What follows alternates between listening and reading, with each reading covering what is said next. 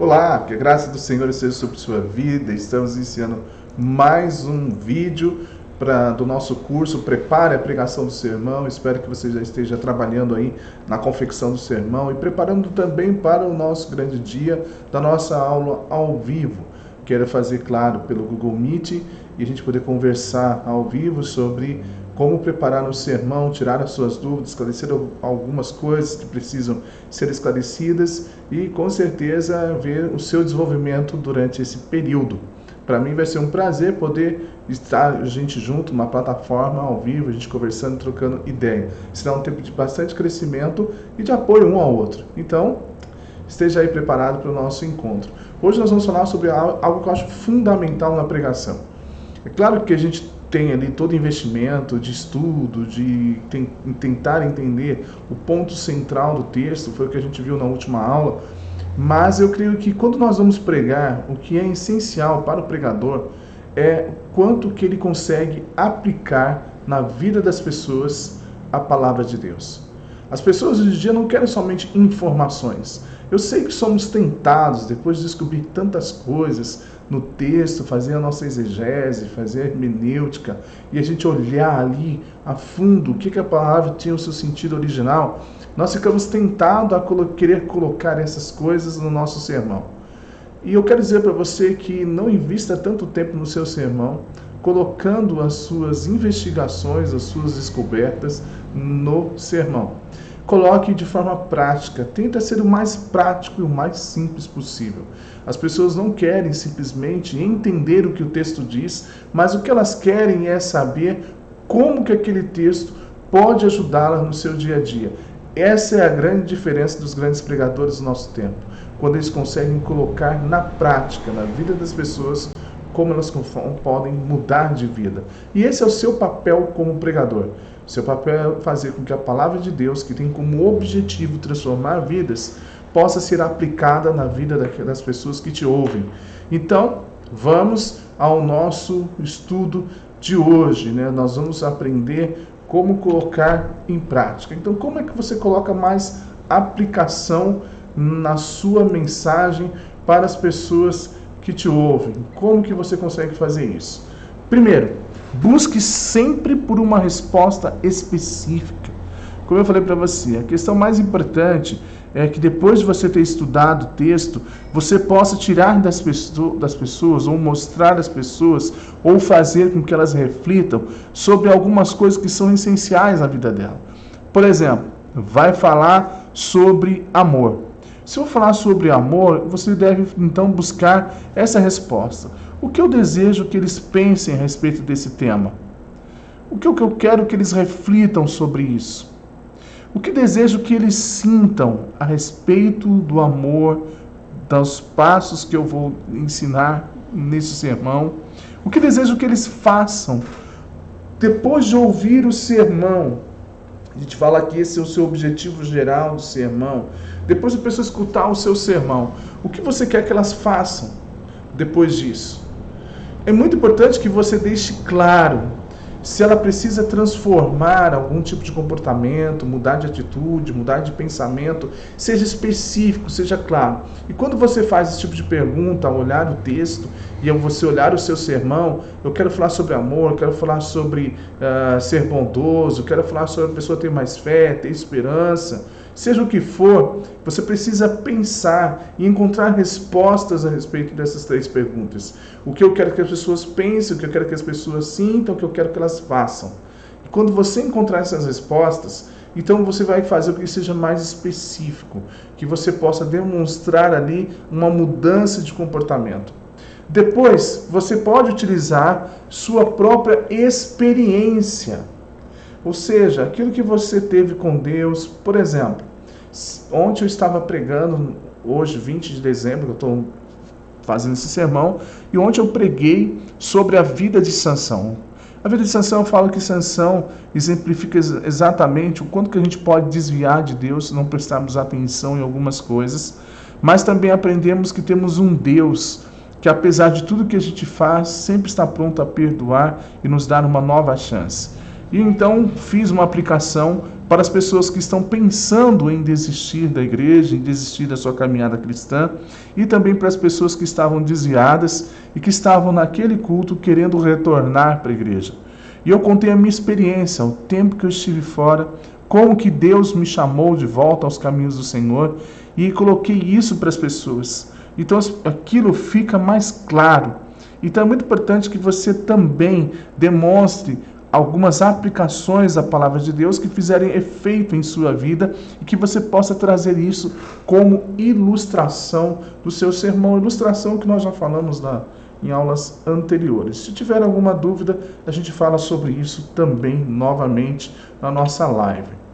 E aí a gente então vai fazer com que cada ponto nosso seja algo que a pessoa coloca em prática, ou seja, uma atitude da pessoa.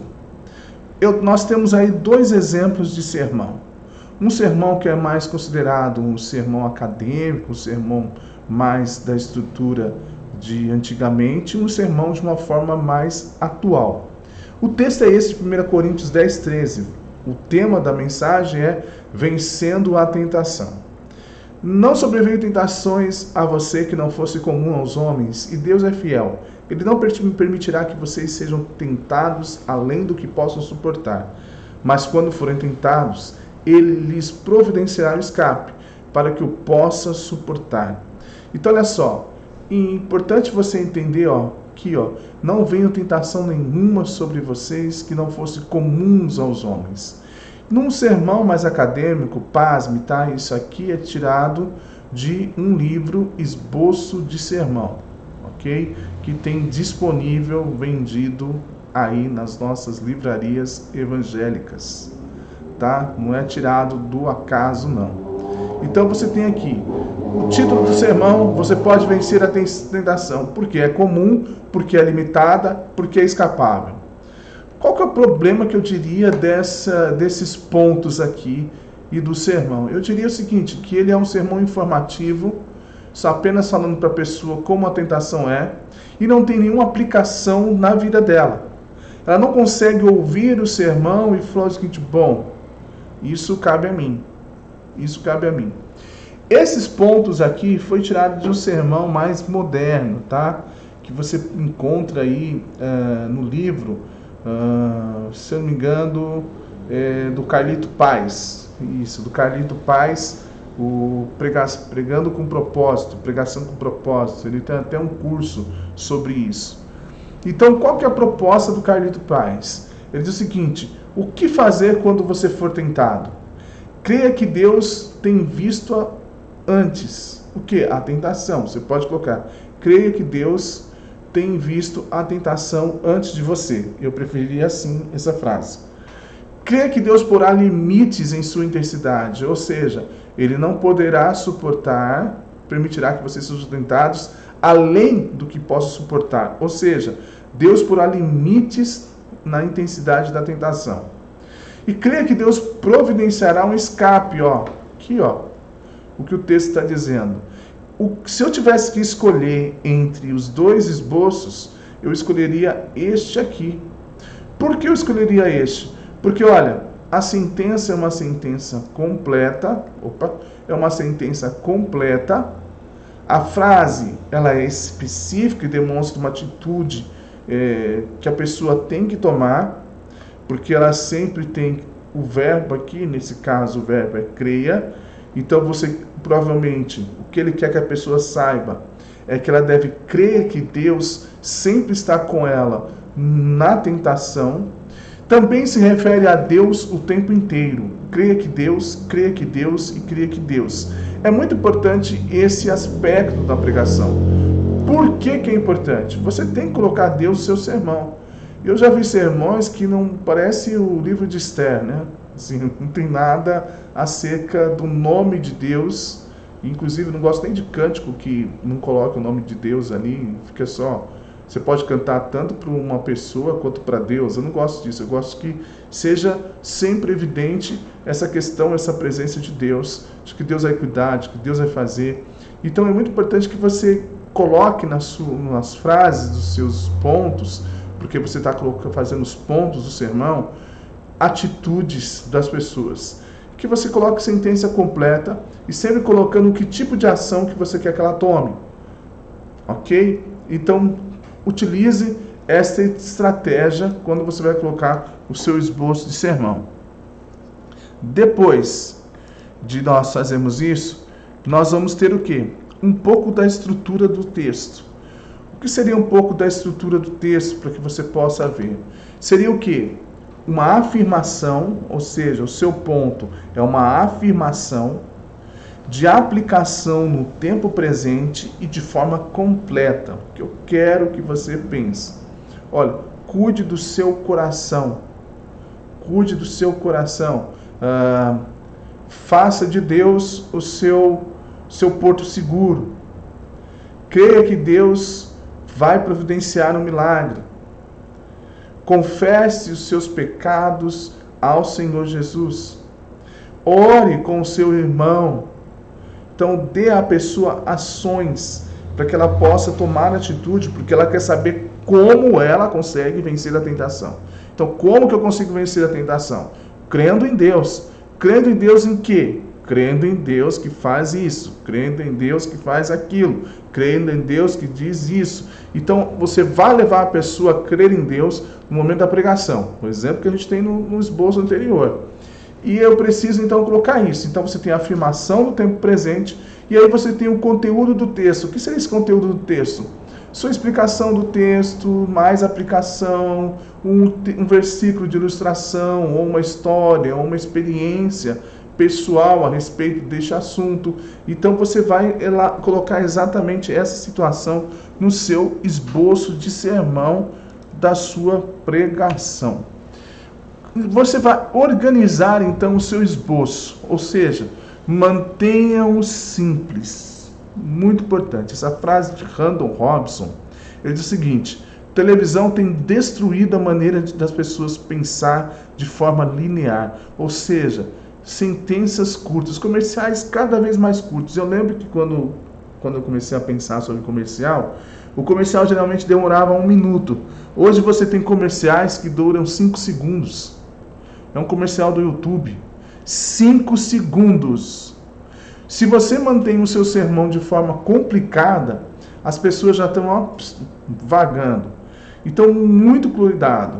Seja claro, vá direto ao ponto, afirme seus pontos em frases completas. É muito importante que você tome esses cuidados. Não deixe de tomar esses cuidados quando você pensar em fazer o seu sermão.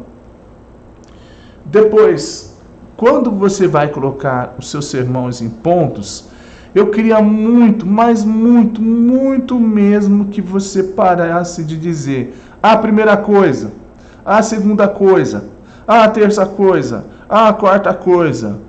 Não faça isso. Eu estou colocando aí para você na tela palavras que podem ajudar você a evitar a coisa. Entendeu? Então você tem aí abusos, alvos, argumentos, atributos, bênçãos, mudanças, contrastes, diferenças. Essa lista que eu vou mandar para você no grupo de WhatsApp vai ajudar você a parar de dizer, olha, a primeira coisa, você vai dizer, por exemplo, qual é a vantagem de ser um cristão? A primeira vantagem de ser um cristão é... Pode dizer, quais são os desafios que nós temos em ser cristão? O primeiro desafio é pá. O segundo é tá. Quais são as consequências de uma vida longe de Deus? A primeira consequência, a segunda, a terceira. Existem decisões que você precisa tomar na sua vida. Quais decisões são importantes? A primeira decisão importante que você tem que tomar é esta, a segunda é esta, a terceira é esta, a quarta é esta e a última é essa.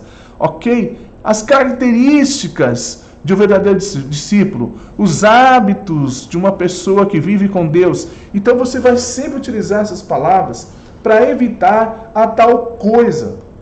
Porque se você fica com esse negócio de coisa, saiba que eu ficarei muito chateado com você. Então não utilize jamais a palavra coisa. Eu vou encaminhar para vocês aí essas palavras que vão ajudar você na elaboração muito do seu sermão. Ok?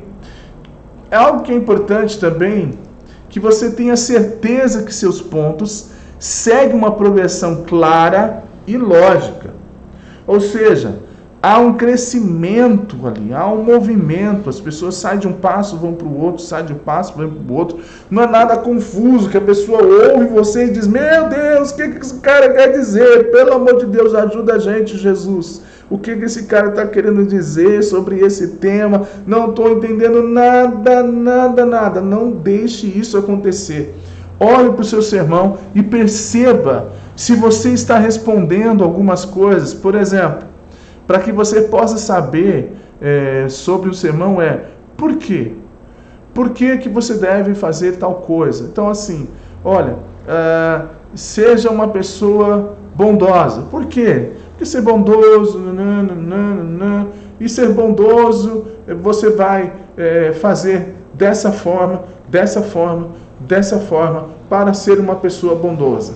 E aí você vai estabelecer necessidades, você vai dar exemplos pessoais, você pode apresentar um plano, ou você pode oferecer esperança para a pessoa.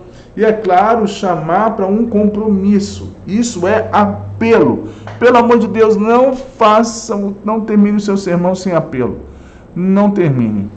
E também você deve ficar atento se essas respostas foram dadas no seu sermão. O que é isso? E daí? O que eu faço agora? Entendeu? As pessoas querem ouvir isso. Essas são as 3 perguntas da pessoa. O que isso tem a ver comigo? E daí? E agora? Pense nisso e perceba se o seu sermão tem esse movimento.